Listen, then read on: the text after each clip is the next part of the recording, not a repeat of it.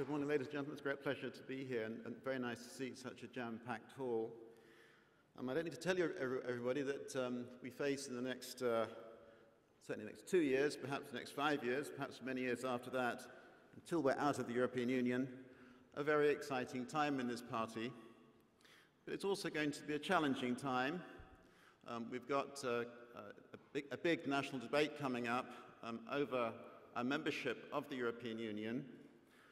We need to have the best arguments, the best ideas. We need to have the right facts and figures. And I see my job as UKIP's economic spokesman as being to help the party in producing the best arguments, having the best facts and figures, and so on. And what I want to do this morning is to give a presentation about a lie. This is the lie that we hear time and time again, that if we left the European Union, jobs would be at risk. What I'm going to try and show in the next 15 minutes is that the opposite is true. If we leave the European Union, more jobs would be created. Leaving the European Union is good for employment. Now, I'm going to start with, by the way, just make a plug for something I've just written. This is not, in fact, UKIP, it's Freedom Association, of which I'm chairman. Please, there are some copies at the back. Please take them away. They're rather heavy when there are a few hundred of them. I don't want any left at the end of the day, except perhaps for one, which may be used at a future patron's dinner and auctioned off for £5,000, but there we are, we live in hope. Now, this is what this horrible man, Nicholas Clegg, has said about this subject. He said, when you have 1 in 10 jobs in this country, 3 million people whose jobs are dependent on our position as a leading member of the world's biggest borderless single market, you play with that status at your peril. These are jobs at stake, livelihoods. Well, talking about lies from Lib Dem politicians, I couldn't help noticing the front page of the Daily Mirror a few days ago, and at least on this particular occasion, this particular Lib Dem politician decided he had to be honest. But I wish he'd been honest about our energy policy and wind farms as well, but never mind. Now, this stuff about 3 million jobs is rubbish. The first, perhaps most basic point, is that membership of the European Union is not a condition of trading with European nations.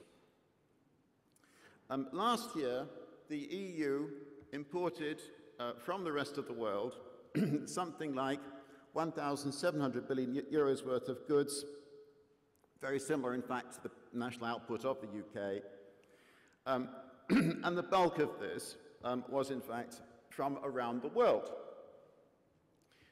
China, now, in fact, it's been such a successful economy that it exports more to the EU than we export to the other 26 members.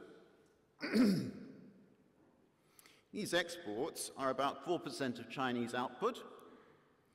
There are 800 million people at work in China, if you can imagine, only 30 million here. And that implies that about 30 million people produce those exports from China to Europe.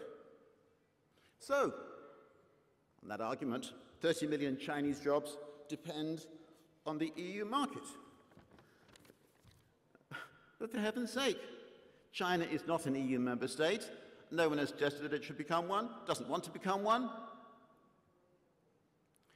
When we've left the EU, we'll still be, as China is today, a huge exporter to remaining EU member states.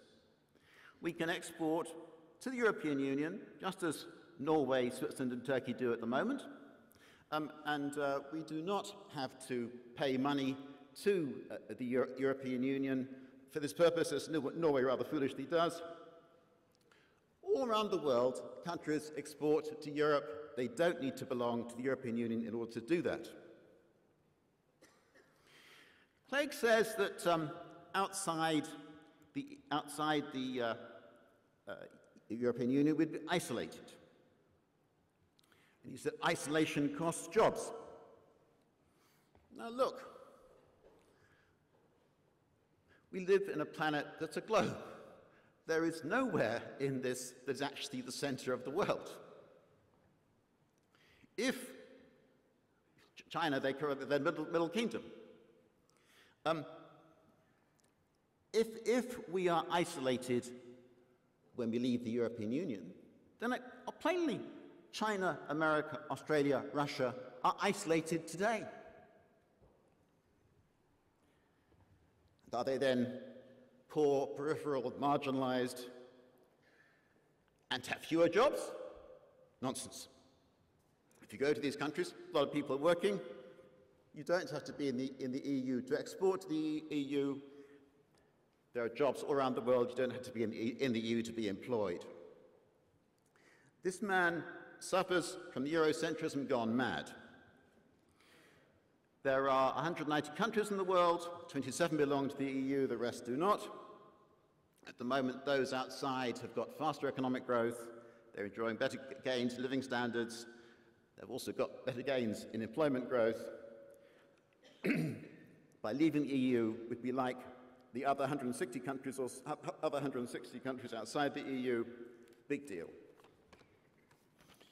Now look, those are the simple ideas. He simply just got this all wrong. There's no particular reason for thinking that being outside the EU jeopardized any jobs at all. But what I want to do in the next few minutes, so that a bit of time I think, is to show you some facts and figures. I'm going to have to move fairly quickly because I know we're short of time, but this shows you the employment of men in our country over the last, over the 25 years from when we joined the common market as it then was back in 1973, put in a couple of years just before that. And notice that when we joined, about 15.5 million men were employed in Britain. 10 years later, it was under 14 million. 20 years later, in 1993, it actually was a bit under 14 million, more like 13.5 million. Ladies and gentlemen, the first 20 years of our association with the European construction, the common market became the European Union in 1993. The first 20 years, the jobs of 2 million men in Britain disappeared. Okay, that's the truth, all right? Not making this up, these are official figures. That's the truth. What is this nonsense about the EU being good for jobs? This shows you the proportion, sorry to be, I'm an economist, not a comedian, I apologize. This shows you the proportion of people of working age actually in work in different countries. You see the two main non-EU member states in Europe, Switzerland and Norway at the top. Almost 80% in Switzerland, Norway 75%. You get English-speaking countries, Australia, New Zealand, Canada, ourselves, Japan, America. And then at the bottom, the European Union, and the most European of all with a single currency, the Eurozone. You see, in the Eurozone, 63.8% of the population working age actually at work, Switzerland 79.3%, and we're 70%. So, if we were to become very, very European, to adopt the single currency and so on, something like to be harmonized with the Eurozone, 6% of our jobs would go, all right? They have less people actually at work of working age than most other industrial countries. 6% of our jobs is 1.8 million people, all right?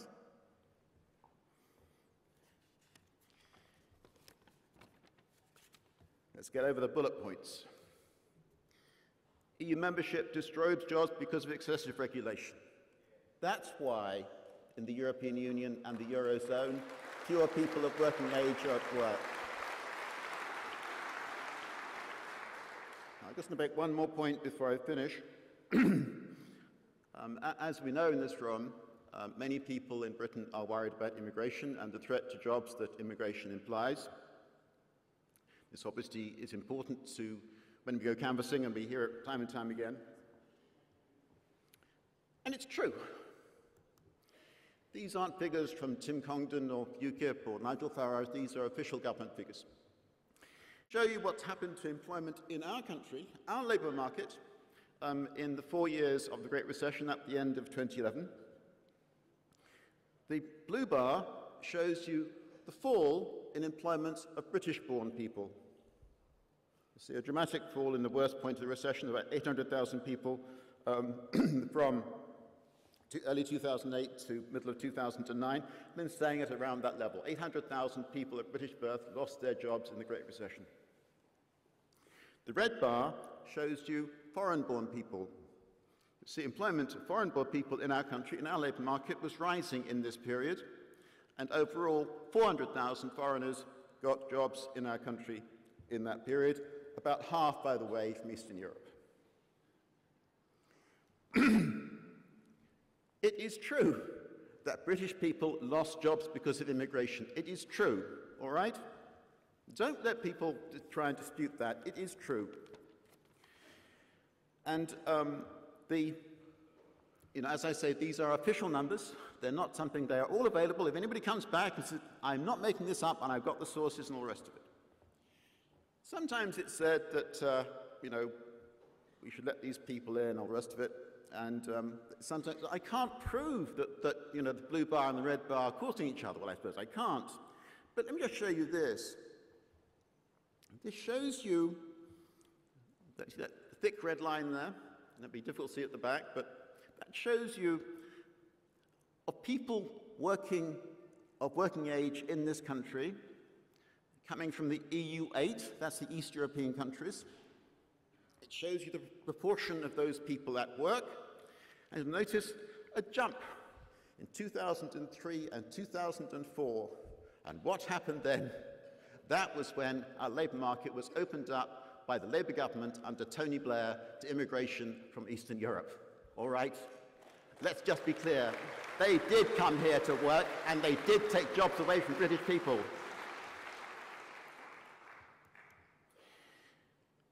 Of course, when people are here, we must be welcoming and friendly to them, of course, we must always repudiate discrimination against foreign-born people, of course. Having said that, we must get back control of our borders, and the only way we can do that is by leaving the European Union.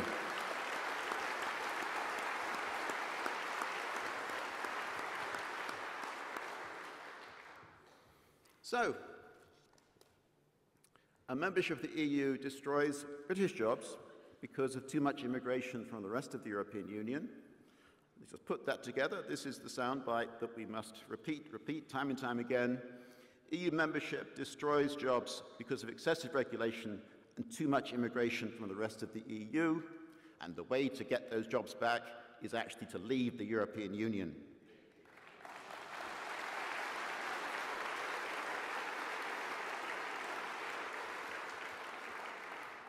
I haven't got a lot of time left to talk about damage that the EU does to small businesses. It does a lot of damages. I know in my own constituency, the Forest of Dean, my agent in 2010, this chap who'd got a business selling lipsticks, and it was destroyed by an EU regulation on substances. You had to sack 12 people.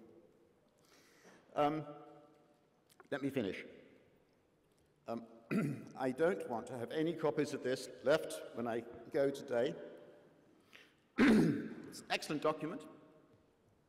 It sets out a bit more detail that some of the arguments I've set out in the last 15 minutes. Ladies and gentlemen, for too long, Labour, the Conservatives, and particularly the Lib Dems, have told lies about the membership of the European Union. The British people deserve the truth. And it's our job in the UK Independence Party to tell them the truth. Thank you very much.